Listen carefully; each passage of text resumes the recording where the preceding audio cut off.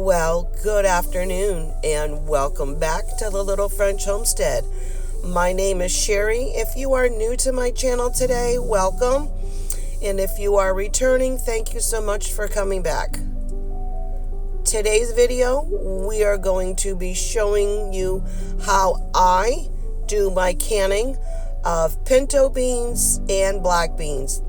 I am currently all out of both. Now, I normally only do about 6, maybe 7 at a time. I don't overstock.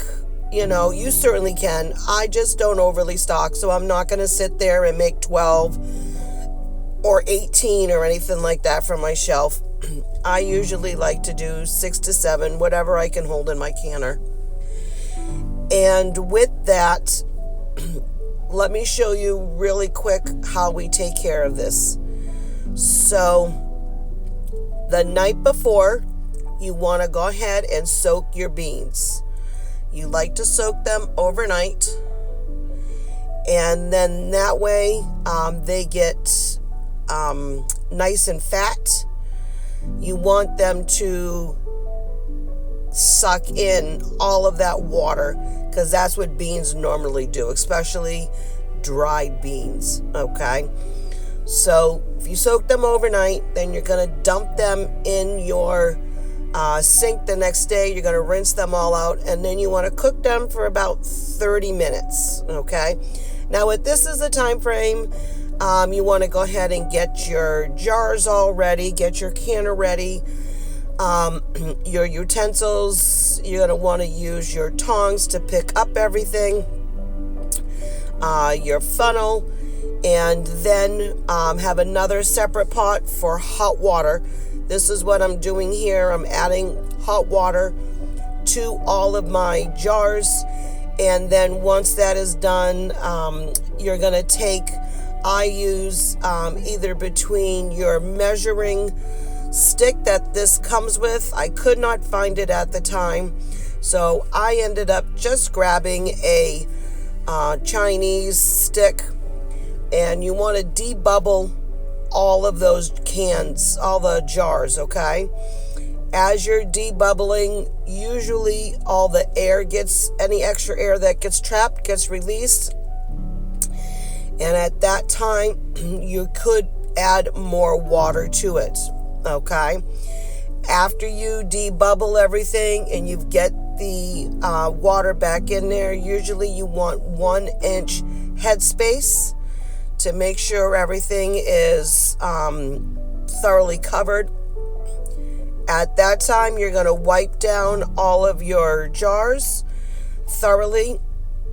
Usually for me, if it's not a like a yucky liquid, like if you do like turkey broth or chicken broth or something, or any jellies or jams, you may want to go ahead and get like a little bit of vinegar and rub the vinegar along the rims of the jars.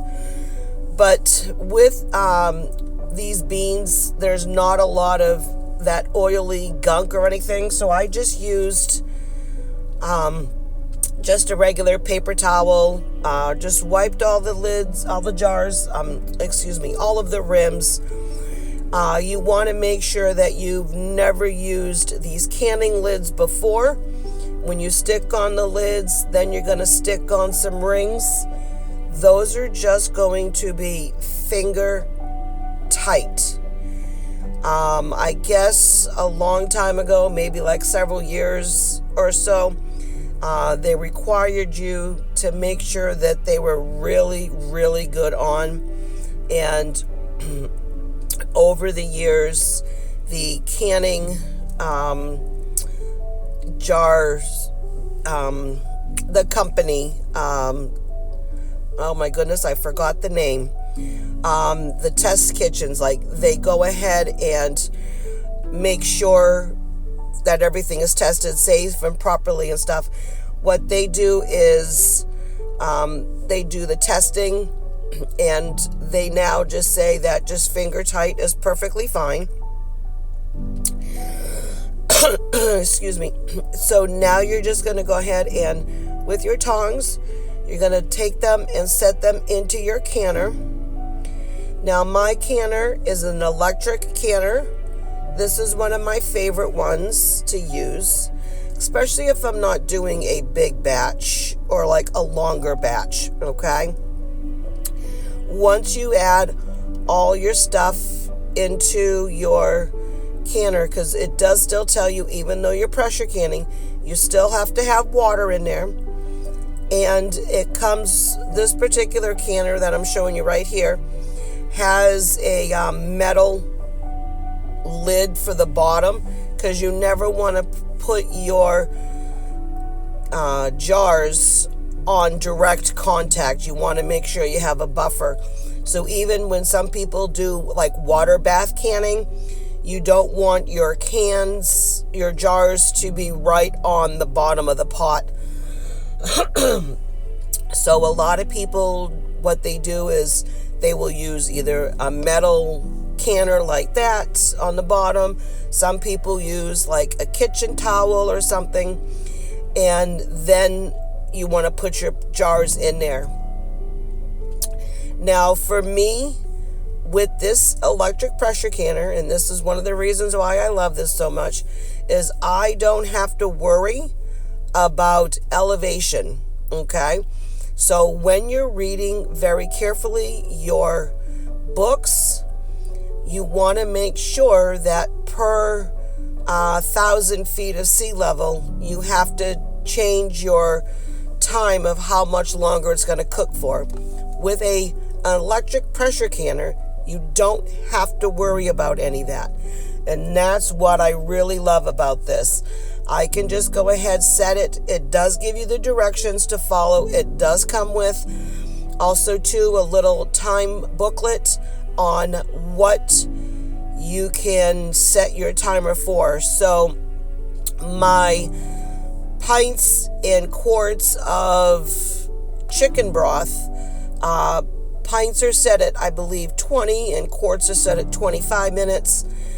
For my beans in a pint is set for 75 minutes, and a quart is set for 90 minutes. I'm not right in front of my book. Don't quote me on that. But I believe those are the time frames. Now, if you see in this picture, though, you can see that I do have another pressure canner. I have not used that one yet. I am going to go ahead and start using that one as well, because I do want to know the difference between the both. I am still learning, believe it or not, to use my pressure canner, and I am a little nervous on using one that you have to use the heavy weights and you have to hear it all. That's going to have to be a day in the kitchen where I actually have nothing else planned for the day and I'm home all day, because those ones you really have to thoroughly guard, and I want to make sure that I am doing it right. So you see here that I got actually 6 jars of the black beans. So in total, I did 6 pinto beans and 7 black beans, and we've actually already used 1. So now I've got 6 and 6. Once you get a little bit more familiar with everything, it is really very simple and really very easy. I just took me a little while to get going on it, because again, like I said, it's nerve-wracking if you don't know, but the more you do it, the more you know, and the more you'll get better at it. So that's just exactly what I'm doing. Now, I've only done beans and I've only done broth. I haven't done anything else yet. So no jams or jellies or anything, but I will get to that someday soon. I'm just also to try to get a little bit more comfortable with it all. Excuse me, I guess I got a little cough going on.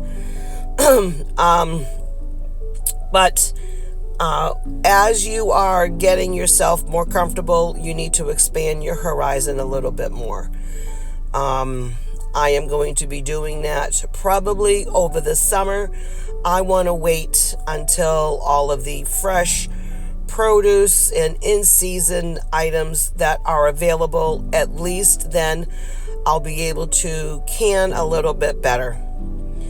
Hopefully I'll be able to do maybe another round of beans. Maybe I can do some broths and then I can move on, because I would like to have a little bit more of a stockpile of some vegetables and try to do some jellies and jams and stuff. I've heard those are the ones that you kind of want to start with, since they do a lot of water bath. I have yet to do any water bath canning, but I want to go ahead and do that again, like I said, real soon. So you can see again, I'm just putting on these lids, just making sure they are on and finger tight. Clean everything all down.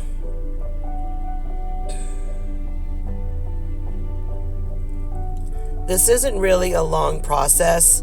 The longest you really do have to wait is for the canner, because you have to let it heat up. Then you have to allow it to pressure can for 75 minutes. Then there's usually a cool down point for about an hour and a half. And then you need to allow everything to sit for 24 hours. All right, well, you guys have a great day. I want to say thank you so much for visiting my channel today. If you like these kind of contents, please go ahead, like, share, but most importantly, go ahead and subscribe. Go ahead and click that notification button. I really do appreciate all of you guys who watch me faithfully every time I post. You guys mean a lot. You guys, bye.